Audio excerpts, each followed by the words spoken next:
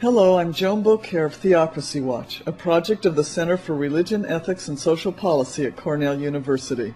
Today's date is October 11, 2004. The late Rousas Rushdoony had a vision for this country and the world that was very extreme. He wrote some 30 books and founded the Christian Reconstruction movement to reconstruct American society to conform to Old Testament biblical law. He wrote in the Independent Republic in 1964, "Christianity and democracy are inevitably enemies." His Institutes for Biblical Law are a 3-volume, 1,600-page seminal work on the application of the Ten Commandments to modern society. He calls on Christ's elect people to subdue all things and all nations to Christ and his law word. Rushdoony advocates the death penalty for anyone who sins against the Ten Commandments.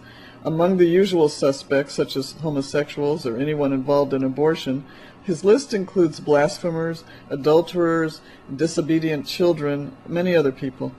Rushdoony is so extreme that many people monitoring the religious right don't take him seriously, or the Christian Reconstruction movement either.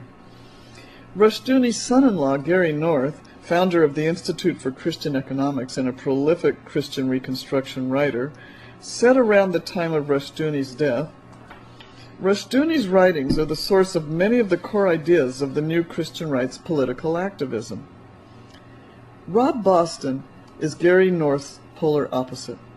He writes for Church and State magazine, a publication of Americans United for separation of church and state. Boston said something very similar to Gary North.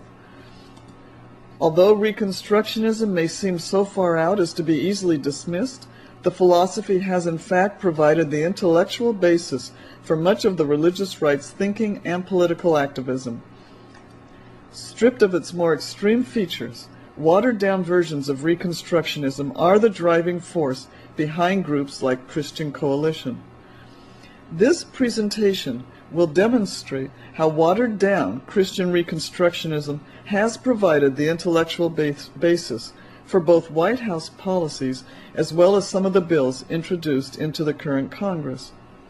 Marvin Olasky is an elder in the Redeemer Presbyterian Church, a church that embraces a Christian Reconstruction worldview. Olasky had a profound influence on Governor George Bush of Texas. Olasky was a close advisor to the governor on his program for faith-based initiative. He wrote a book in 2000 called Compassionate Conservatism, and George Bush wrote the foreword. The book is simply written and very moving. Olasky takes his son Daniel on a trip to the most impoverished places in this country, and they meet those unsung heroes who have dedicated their lives to helping the most destitute people. You feel reading the book that Olasky is a very warm and caring person and also a great father. He also writes beautifully. It's important to keep in mind that followers of Christian Reconstructionism are not bad people. There are many kind, caring, decent people who believe deeply in what they're doing. They just believe that the world would be a better place if everyone believed the way they did. In his book, Olasky doesn't see any problem with the government funding charities that proselytize. He's not concerned about poor, vulnerable people having to embrace a certain faith in order to receive help. Olasky's influence demonstrates how a Christian Reconstructionist has infused the thinking of the President of the United States. Professor William Martin, chair of the Department of Sociology at Rice University, conducted interviews with more than 100 leaders of the religious right, including many Christian Reconstructionists. He published a book which became a documentary for PBS called With God on Our Side. Professor Martin envisions a reconstructed America. He explains that the federal government would recede into the background and churches would assume responsibility for welfare and education, and the Constitution would conform to biblical law. There's a lot more to their agenda. Women would assume a subservient role. They're fiercely opposed to any form of gun control.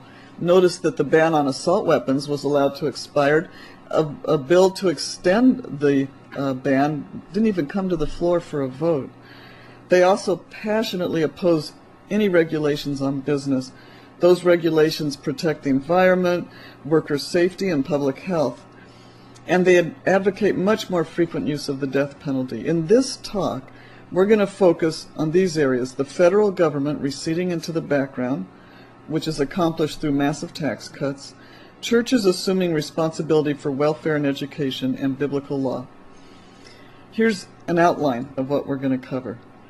First, I'll explain what is dominion theology, then focus on dismantling the federal government from the point of view of welfare, education, and tax cuts. Then biblical law, and finally, how did we get here? We'll briefly touch on the subject of the environment as well. Author Kevin Phillips, in his book American Dynasty, points out that two of the president's spiritual advisors, the Reverends Jack Hayford and Anthony T. Evans, are adherents of dominion theology.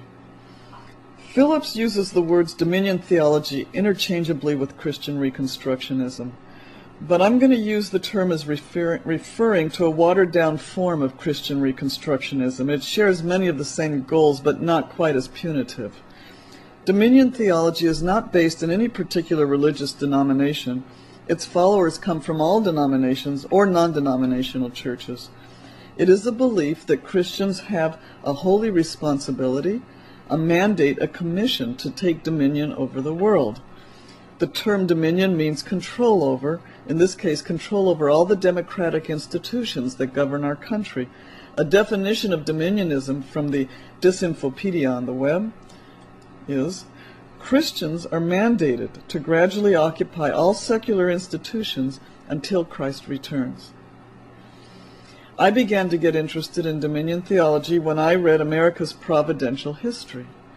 It's a popular textbook in Christian schools in the Christian homeschool movement and teaches history from the perspective of dominion theology. America's Providential History views the world from a biblical worldview. The most powerful legislator in Congress, Tom DeLay, House Majority Leader, Republican of Texas, also has a biblical worldview. He said, "He," meaning God, "is using me all the time, everywhere, to stand up for a biblical worldview in everything that I do and everywhere I am. He's training me." Our aim, according to television preacher Pat Robertson speaking at a banquet back in 1984, our aim is to gain dominion over society. I was on a speaking tour of Iowa in 1986 when I received a memo from Pat Robertson's political operation. The first sentence read, "Rule the world for God." There's dominion theology in a nutshell: rule the world for God. A dominionist organization based in Pittsburgh, Pennsylvania, the National Reform Association, states in their purpose and mission statement, 1. Jesus Christ is Lord in all aspects of life, including civil government. 2. The civil ruler is to be a servant of God. He derives his authority from God. This mission statement is based on Romans in the New Testament.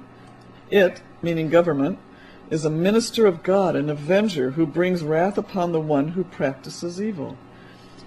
When reading the Bible, you can pick and choose which passages to emphasize, and that will influence your worldview. This passage emphasizes God the Avenger.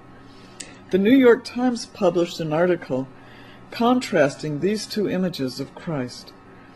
On the left, you see the gentle, loving Christ, painted in 1941, and he's next to Christ the Avenger, painted in 2004. The Christ of dominion theology is the Avenger. The Reverend Tim LaHaye describes that moment when Christ returns to earth in the latest book in his best-selling Left Behind series, Glorious Appearing. Tim LaHaye's Christ does horrible things to non-believers. Their eyes melt out, their flesh boils. It sounds a lot like the effects of a nuclear war. Jerry Falwell depicts a similar event when Christ returns to earth in his book Nuclear War and the Second Coming of Jesus Christ. Falwell and LaHaye both view nuclear war as a hopeful event, for it will bring about the second coming of Jesus Christ, and both of them portray Christ as a very vengeful, wrathful person toward anyone who doesn't share their ideology.